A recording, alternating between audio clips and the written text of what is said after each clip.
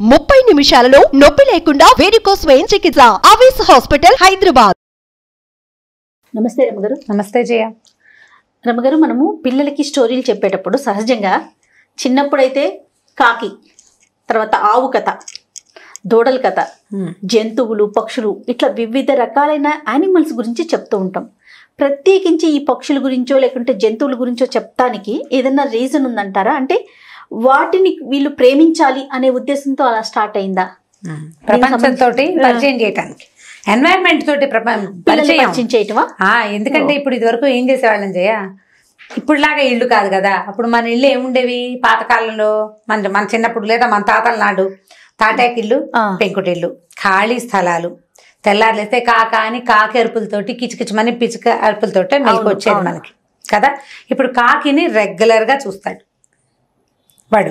ఇప్పుడు పిల్లాడు కొంచెం పెద్ద అయ్యాక మనం వేరు కాకి వేరు అని తెలుసుకుంటాడు కదా, తెలుసుకుంటాడు.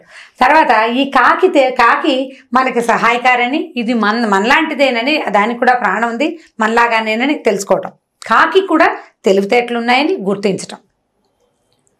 ఇప్పుడు దాంతో ఒక సంబంధాన్ని నెరపటం. ఇప్పుడు కాకి వస్తుంది, అది కావమని అరుస్తుంది అనుకో పొద్దునే, మన ఇంటికి ఎవరో చుట్టాలు వస్తారంటారు, అమ్మమ్మ వాళ్ళు అంటారు చుట్టాలు వస్తారు అంటే చుట్టాలను తెప్పించడానికి కాకి యూజ్ అవుతుంది అనే సంగతి పిల్లవాడికి తెలుస్తుంది.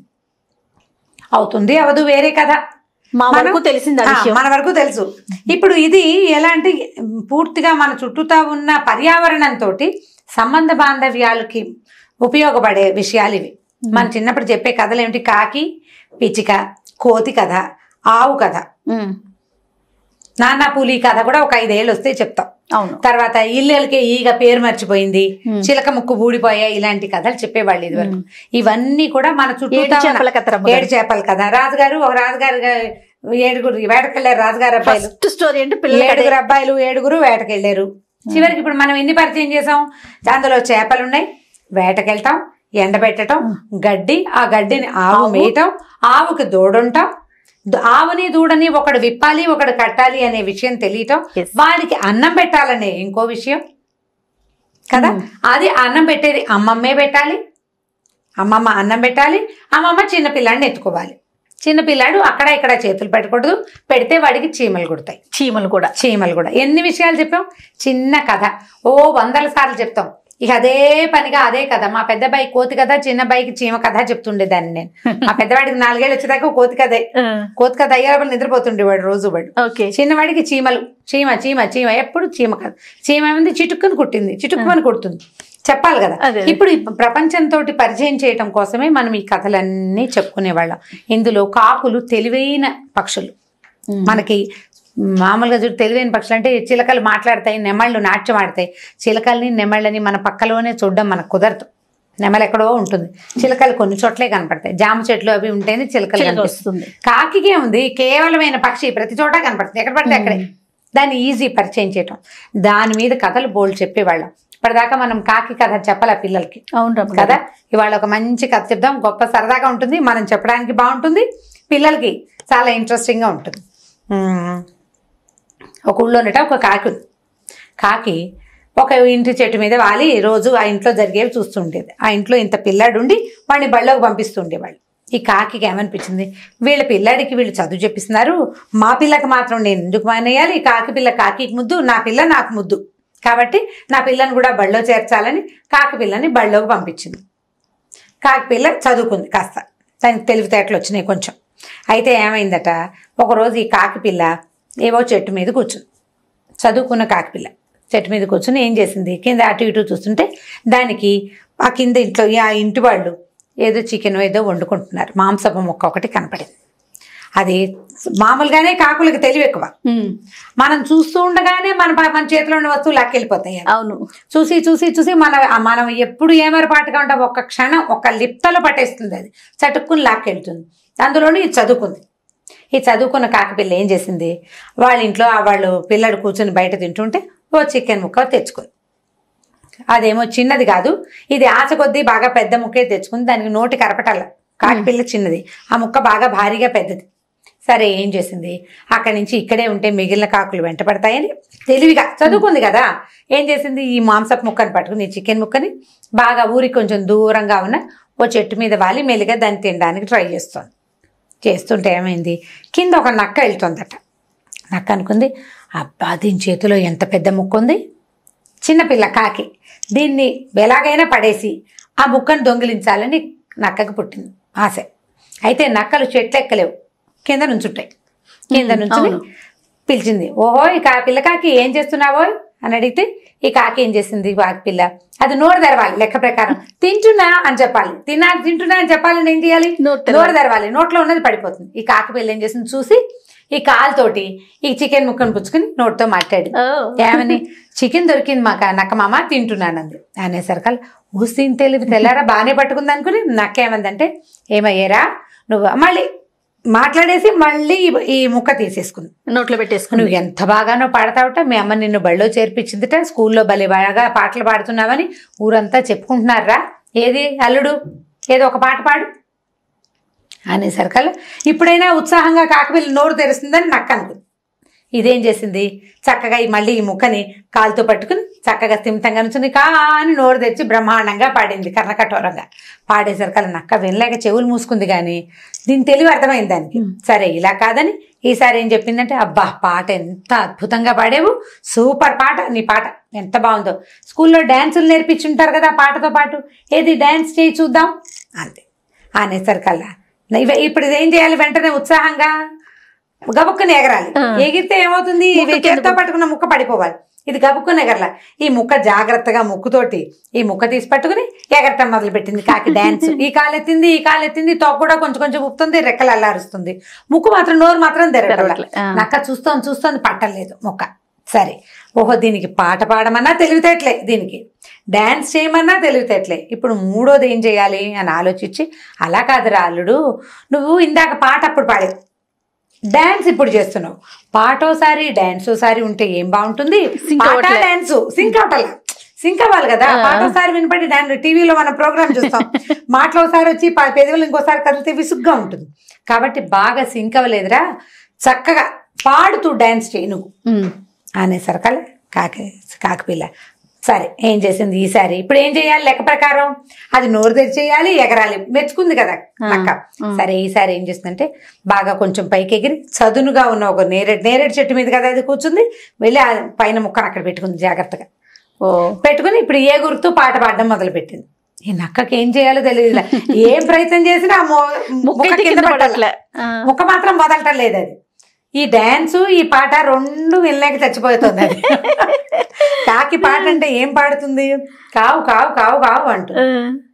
కోయిల కూతలు మనం పాట అనుకుంటామా, కోయిల కూడా పాటే కదుకు అని విసగటగా ఉంటుంది, కాసేపు తర్వాత ఎప్పటికీ నోరు మూసుకోదు. అది కాకి కూడా అంతే, మొదలు పెడితే అరుపు మాందు, అది కా కా కా కా అంటుంది, ఎగిరి ఎగిరి డాన్సు. నల్లటి దాని రూపం, సౌందర్యం తక్కువ, పోనీ ఏదో అందంగా ఉందంటే అందంగానూ లేదు.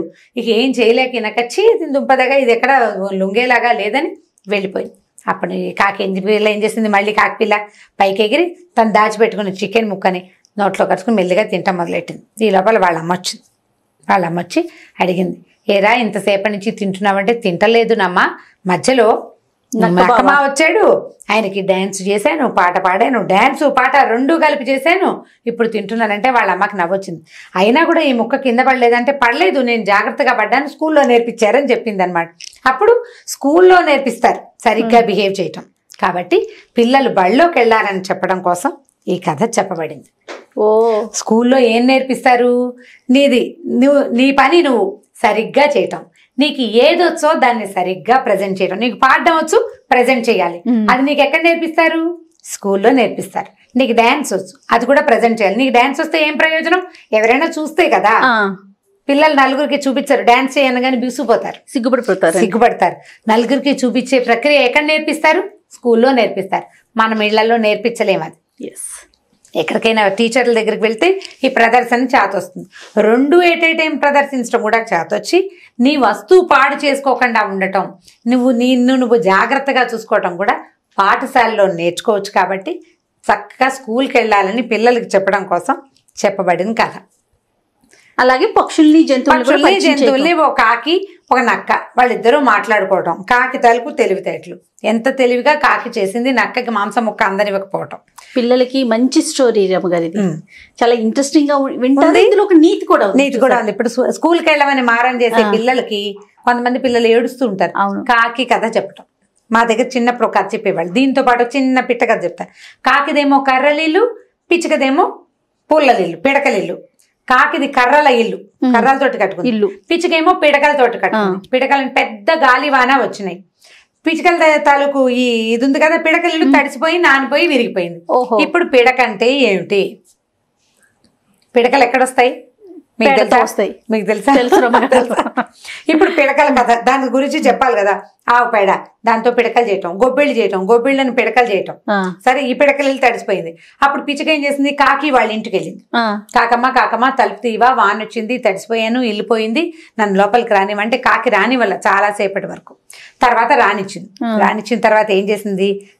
ఒక గాజు పెంకుల సంచి మీద పడుకోబెట్టిందిట.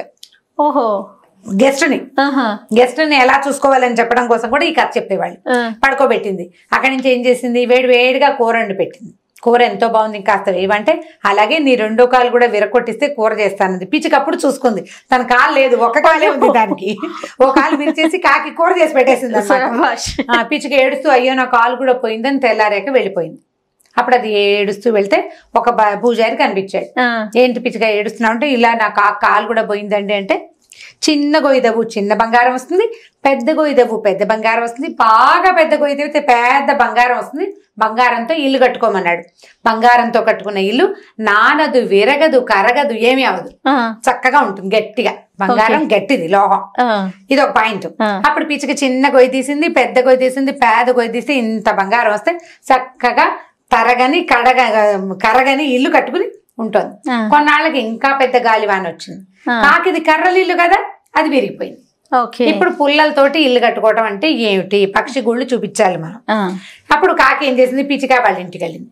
పిచ్చిక ఏం చేసింది? చక్కగా లోపల తీసుకెళ్ళింది. అయ్యో కాకమ్మ తడిసిపోయావా, ఇది వరకు నువ్వే నన్ను మీ ఇంట్లో ఆశ్రయించో, రా మా ఇంట్లో ఉండండి. బంగారు పిల్లు చూసేసరికి కాకి కుళ్ళుమొత్తాను వచ్చింది. ఓ సింధు, దీనికి ఎక్కడి నుంచి వచ్చింది ఇల్లు, దీని సంగతి కనుక్కోవాలని అడిగింది. ఎక్కడి నుంచి చేసావు, ఏం చేసావంటే, నువ్వు నా కాలు విరగొట్టి పంపించావు, మంచి పని చేసావులే, నేను బయటికి వెళ్ళాక ఇగో బంగారపు కాలు కూడా చేయించుకున్నాను, ఇలా చిన్న గొయ్యి పెద్ద గొయ్యి మూడో గొయ్యి తీస్తే ఇంత వచ్చింది అని చెప్పింది. కాకి ఏం చేసింది? సరే ఇదేదో బాగానే ఉందని అది కూడా పోయి చెరువు దగ్గర చిన్న గొయ్యి తీస్తే అందులో నుంచి చీమ వచ్చి కుట్టింది కాకిని. పెద్ద గొయ్యి తీసింది, తేలు వచ్చి కుట్టింది. మూడో పెద్ద గొయ్యి తీసరికి పెద్ద పాము వచ్చింది, బుస్సుమని వచ్చి కాకిని కరిచింది. కరిచేసరికి అది ఏడ్చింది. పిచ్చికి బంగారం వచ్చింది, నాకెందుకు పురుగులు వచ్చినాయి అని పాముని అడిగింది. అడిగేసరికి పాము ఏం చెప్పింది అంటే, పిచ్చికది గుడ్ బిహేవియర్. పిచ్చికి నువ్వు కాలు విరగొట్టినా నిన్నేమనలా, నా కాలు విరిగిపోయి గాజు పెంకుల మీద పడుకున్నాను, అందుకని కాలు విరిగిపోయింది, అందుకే ఆ విరిగిపోయిన కాలు ముక్కను వేస్ట్ చేయకుండా కాకి కూర చేసి పెట్టిందని నమ్మింది, నిన్నేమనలేదు. గుడ్ బిహేవియర్ వల్ల దానికి బంగారం వచ్చింది, బ్యాడ్ బిహేవియర్ వల్ల నీకు పురుగులు వచ్చినాయి అని చెప్పింది. కాకి కదా పిచ్చి కదా మా చిన్నప్పుడు రోజు చెప్పుకునే వాళ్ళం విసుగు లేకుండా. ఇది రెండో కథ. ఇట్లా మనం బిహేవియర్స్ ని, ఎన్వైరన్మెంట్ ని, రెండింటిని మనకు అవసరమైన విషయాలు నేర్చుకోవడానికి కూడా ఈ పక్షులు, జంతువులు, వాటి కథల్ని వాడుకోవచ్చు. ఒకే దాంట్లో రెండు కథలు చెప్పేసాము, జాగ్రత్తగా చెప్పండి పిల్లలకి. తప్పకుండా రమ్మగారు. అయితే పిల్లలకి కథ చెప్పేటప్పుడు కొంచెం చిన్న పిల్లలకి 10 years లోపు పిల్లలకి మనుషులు వాళ్ళ పేర్లు చెప్పే కన్నా ఇలా పక్షులు, జంతువులు వీటి గురించి, ఈ పక్షి ఆ పక్షి, ఇప్పుడు పిచ్చుక, కాకి ఎక్కువగా అంటే ఇన్వాల్వ్ అవుతారు, అంటే వెతుకుతారు, దానికోసం వెతుకుతారు, నమ్ముతారు కూడా. అవి మాట్లాడతాయా అనే క్వశ్చన్ రాదు వాళ్ళకి. అవును, నమ్మేస్తారు. ప్రశ్నలు వచ్చేసరికి మనుషుల పేర్లు మన రామాయణ భారతాలు మొదలు పెట్టేసేయాలి. 7-8 ఏళ్ళు వచ్చేసరికి రామాయణ 7-8 లోపల ఈ కథలు చెప్పచ్చు. ఇప్పుడు ఈ కథని ముందు చెప్పిన కథని పెద్ద పిల్లలు కూడా చెప్పచ్చు. అవును, అది సూపర్. రామ గారు, ఇంకొక స్టోరీతో మళ్ళీ కలుద్దాం. తప్పకుండా. నమస్తే.